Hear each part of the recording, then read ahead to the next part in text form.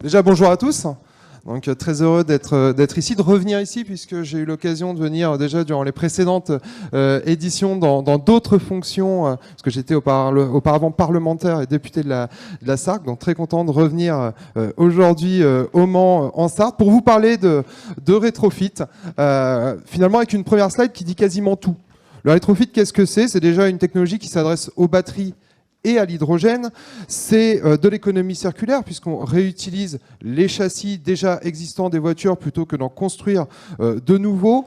Ça a un impact qui est immédiat. On peut utiliser aussi la blockchain pour pouvoir suivre justement les transformations et la vie du véhicule. Et puis, Remobility, c'est une société à mission, avec une ambition qui est de décarboner rapidement nos mobilités, parce que c'est une nécessité et on a une véritable urgence, j'y reviendrai rapidement plus tard. Et enfin, surtout, c'est de l'upcycling, puisqu'on rend des véhicules anciens beaucoup plus modernes, tant en termes d'énergie, de motorisation, mais aussi en termes d'options, puisqu'on pourra aussi ajouter des caméras de recul, des kits mains libres Bluetooth, bref, moderniser des véhicules qui sont déjà existants sans les rendre toutefois autonomes, en tout cas pas pour l'instant. Donc, je disais une urgence, c'est pas nous qui le disons, c'est le GIEC qui nous dit on a 3 ans pour inverser la tendance. Ça fait peur. Et on voit bien que tout le monde aujourd'hui a conscience qu'il y a cette urgence. On l'a vu encore cet été avec les feux, même en Bretagne. Je ne sais pas s'il y a des Bretons dans la salle et je m'en excuse, mais c'est quand même rare de voir des feux en Bretagne. Cette année, on en a vu. Je parle évidemment des feux à Bordeaux, de la baisse également du niveau des cours d'eau, de l'augmentation du niveau de la mer. Bref, plus que jamais, il y a urgence à agir et principalement agir sur les transports. Les transports, c'est 130 des 450 millions de tonnes de CO2. Et surtout, sur les transports, le problème que l'on a, et pourtant je suis un passionné de mobilité, c'est qu'on a du mal à baisser la courbe et on ne la baisse pas assez vite. Et il faut vraiment qu'on accélère et qu'on agisse rapidement. En France, par exemple, nous avons 45 millions de véhicules. En supposant qu'à partir de demain matin, on ne vende que des véhicules électriques neufs à un rythme de 2 millions de véhicules par an, ce qui est un rythme sur les très bonnes années, qu'on n'a pas atteint, malheureusement, il faudrait 22 ans, plus de 22 ans, pour arriver à avoir un parc qui soit décarboné. Autant vous dire que ça risque d'être compliqué si on compte que sur le véhicule neuf. Et pourtant, on est complémentaires, nous, avec le véhicule neuf, et notre objectif, grâce au rétrofit, c'est d'accélérer justement la tendance, notamment sur les véhicules utilitaires légers, mais aussi sur les véhicules particuliers, sur les bus, sur les véhicules lourds, bref, sur l'ensemble des véhicules pour accélérer et faire en sorte que la France atteigne ses objectifs. Je parle là de la France, je pourrais tout autant parler de l'Europe. On a 333 millions de véhicules, pareil, on est à 98% de véhicules qui sont thermiques, qui émettent du CO2. Donc à nous de répondre collectivement à ce défi. Parlons usage. On a beaucoup parlé durabilité, sobriété, c'est des mots qui sont à la mode aujourd'hui. Nous, on parle toujours d'usage, finalement. Parce qu'on nous dit, les véhicules électriques, il faut qu'ils atteignent une autonomie de 500 km. Très bien. Moi, ce que je vois, c'est que les artisans, ils font en moyenne 80 km. C'est la moyenne par jour. Que tous les soirs, ils reviennent à leur dépôt ou chez eux et qu'ils peuvent éventuellement le recharger. Je vois que les Français, ils font 60 km. Alors vous me direz, ils partent en week-end, ils partent en vacances. Je vous dirais qu'on peut aussi imaginer de nouveaux modèles où les Français ont chaque jour un véhicule qui est sobre, qui a une autonomie de 150 à 200 km et qui, pour les vacances, vont pouvoir louer un véhicule, aujourd'hui diesel, demain hydrogène, par exemple. C'est une possibilité. Donc c'est des choses qui peuvent finalement s'imaginer partout, surtout qu'un véhicule reste statique, je le rappelle, 95% du temps. Donc 95% du temps, on peut imaginer que ce véhicule soit en recharge. Pour ça, il faut qu'il y ait des bornes. Il y a une ambition française, il y a des ambitions européennes sur le sujet, et on peut espérer que ça augmente de plus en plus. Quant au bus, on est à 120 km d'autonomie. Le bus que vous avez en bas et que vous aurez l'occasion d'essayer cet après-midi pour aller sur le circuit, a 200 km d'autonomie réelle, chargée. Donc on répond à plus de 80% des usages aujourd'hui en étant 2 fois moins cher. L'autre enjeu, il est social. 45 ZFE d'ici 2025. 300 ZFE en Europe. Ça veut dire 19 millions de véhicules qui seront interdits des agglomérations. C'est 19 millions de foyers, d'artisans, de commerçants qui demain n'accéderont plus aux villes. Alors, pour les particuliers, on a des solutions. On a des moyens de rabattement. Il y a des transports en commun, il y a des vélos, il y a des moyens de mobilité douce. Par contre, l'artisan, on n'a pas encore inventé le métro pour transporter les colis, malheureusement. Donc, il va falloir qu'on trouve une solution. Et la solution, justement, c'est en tout cas une des solutions, parce que je ne suis pas là pour dire qu'on a la solution unique, c'est le rétrofit. Le rétrofit, qu'est-ce que c'est? C'est une solution qui est bonne pour la planète, j'y reviendrai, c'est l'ADEME qui le dit. C'est bon pour le pouvoir d'achat des utilisateurs. On est 2 fois moins cher qu'un véhicule électrique à l'achat, 5 fois moins cher qu'un diesel. Alors, pareil, j'ai souvent l'argument, je l'ai encore eu hier, oui, mais attendez, l'électricité augmente. C'est vrai. Aujourd'hui, l'électrique coûte 2 € au 100 km à peu près pour rouler. On nous annonce une augmentation de 15% du prix de l'électricité, ça veut dire 2,30 € pour rouler. Trouvez-moi un diesel qui aujourd'hui vous permet de faire moins de 2,30 € au 100 km. C'est impossible. Donc on restera, quoi qu'il arrive, plus compétitif, et surtout que l'augmentation du prix de l'électricité est conjoncturelle, l'augmentation malheureusement du prix des carburants, elle est structurelle. Les carburants augmenteront, c'est une certitude. C'est bon pour l'emploi en France. La NFA nous dit qu'on va perdre 1500 emplois par an en France dans l'automobile. Nous ambitionnons rien que nous, groupe de rétrofit en ambition européenne, de créer d'ici 5 ans 1400 emplois directs et indirects et de reconvertir justement une partie de ces emplois perdus dans notre société. Et enfin, c'est bon pour la qualité de vie urbaine, tout le monde l'a dit, hein. Je pense notamment au bruit. Je rappelle que le bruit coûte 155 milliards d'euros par an, rien qu'en France. C'est ce que nous dit le Conseil national du bruit, justement.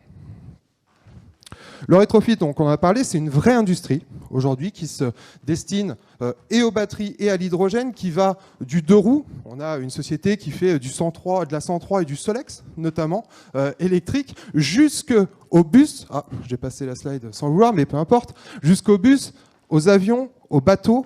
Bref, on peut l'imaginer sur tout finalement, puisque les solutions qui consistent à changer le moteur thermique par un moteur électrique, merci beaucoup, elles peuvent s'imaginer sur tous les véhicules. Et c'est, je le redis, une vraie industrie. On a très souvent l'image qui a été véhiculée parfois de petits artisans qui travaillent dans leur garage à changer un moteur sur une bagnole. C'est pas ça. Nous, la volonté aujourd'hui, c'est de créer un groupe industriel, de créer des emplois en France, de créer des emplois aussi en Europe et qu'on puisse se déployer dans l'Europe et dans le monde rapidement avec des sous-traitants, avec des partenaires industriels pour pouvoir aller vite parce que l'objectif, c'est Decarbonate Now.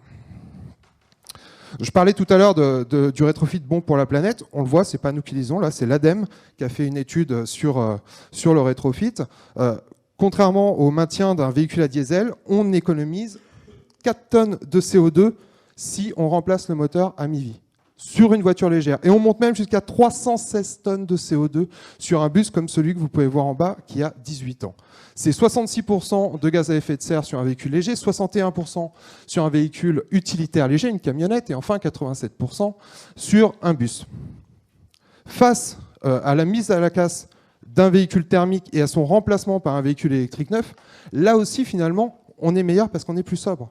On n'a pas des tonnes de batteries qui ne servent finalement pas à grand-chose, puisque, comme j'ai dit tout à l'heure, l'usage aujourd'hui veut qu'un artisan fasse 80 km et un particulier 60 km par jour. Nous, aujourd'hui, on monte moins de batteries pour faire entre 150 et 200 km d'autonomie, ce qui permet d'économiser 47% de gaz à effet de serre sur une citadine, 56% sur un utilitaire, et là, 37% sur un bus. Et, je le disais, 50% d'économie face aux véhicules neufs. Un rétrofit sur une citadine, notre objectif, c'est d'arriver aux alentours de 15 000 €, 25 000 € sur un utilitaire et ce qu'on est déjà, 270 000 € sur un bus. C'est la moitié du prix du véhicule neuf hors aide et on a les mêmes aides que les véhicules neufs, donc on garde cet écart après aide. Concernant Rêve Mobility, cette fois, pour rentrer un petit peu plus dans le vif du sujet de notre offre, on s'articule autour de 4 pôles. Rétrofutur, avec les véhicules anciens, qui se veut vraiment une marque internationale, comme toutes les autres, mais peut-être encore plus celle-ci, avec une demande qui explose partout, des précommandes qui se comptent maintenant en centaines, voire même en milliers. Vous pouvez voir en bas la 504, on travaille sur la Fiat 500, on travaille sur la Porsche 912.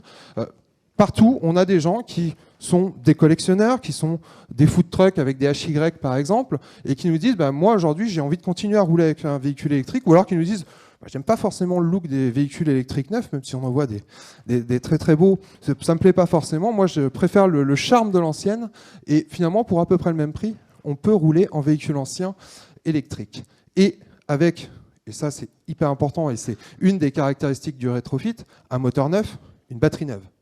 Batterie qui est au même normes que les batteries que vous voyez sur les voitures neuves qui sortent aujourd'hui en concession et qui sera chez nous, en tout cas, en lithium-ion. REV Professional, là c'est le gros aussi du marché avec le véhicule utilitaire léger, c'est ce que je disais tout à l'heure, c'est tous ces artisans, ces commerçants, la livraison urbaine, mais aussi les PMR, les collectivités, qui nous demandent, et pour lesquels on va répondre, à avoir des véhicules décarbonés pour pouvoir entrer dans les ZFE, pour pouvoir baisser le coût aussi de l'énergie pour eux et le coût des transports qui augmente chaque jour et chaque mois. Donc c'est une offre qui est urgente et auquel on répondra dès fin 2023. REV Bus and Trucks, pareil, une demande qui est énorme pour info. Rouen, 49 bus en marché public. Auvergne-Rhône-Alpes, 20 bus sur de l'hydrogène. Nice, 10 bus sur de l'hydrogène aussi. Et on en a d'autres qui arrivent. Et enfin, un REV hydrogène, parce qu'on y travaille, parce qu'il peut y avoir des applications où on a besoin de plus d'autonomie, ou alors où on a besoin de plus d'énergie. On pense aux camions poubelles, on pense aussi aux toupies qui transportent du ciment comme celles que l'on voit, toutes les transports de longue distance également. Donc c'est quelque chose que l'on travaille avec un objectif d'arriver en 2025 ou 2026 sur le marché, là aussi quand les moyens de distribution de l'hydrogène seront présents et quand le coût de l'hydrogène aura lui aussi baissé. Enfin, pour finir, l'impact de REV sur 10 ans. Notre objectif à 10 ans, c'est de rétrofiter 300 000 véhicules. 300 000 véhicules, c'est près de 2 millions de tonnes de CO2 économisées. Rendez-vous compte, 2 millions de tonnes. Alors, on ne va pas résoudre tout le problème, mais on en résout une partie, c'est déjà pas mal. C'est moins 60% d'émissions de gaz à effet de serre sur les véhicules. C'est 5 milliards d'euros de chiffre d'affaires cumulé pour notre société. C'est 8 000 emplois générés, dont plus de 1 300 en interne. Pour le reste, c'est sur les territoires. L'objectif, c'est là aussi de pouvoir modifier et transformer les véhicules au plus près des usagers. Parce que ça n'aurait pas de sens, finalement, de prendre un véhicule à Marseille pour l'amener jusqu'à Paris, le rétrofiter et le ramener sur un véhicule diesel. On ne voit pas vraiment l'intérêt. Nous, on se dit qu'il faut être vraiment au plus près des territoires et c'est là notre objectif. Et enfin, c'est 100 millions d'euros d'investissement en 10 ans. Je vous remercie et on est à votre disposition, évidemment, pour toutes les questions ou chèques, ou bons de commande. On a tout cela. N'hésitez pas. Merci Damien Pichereau pour cette présentation.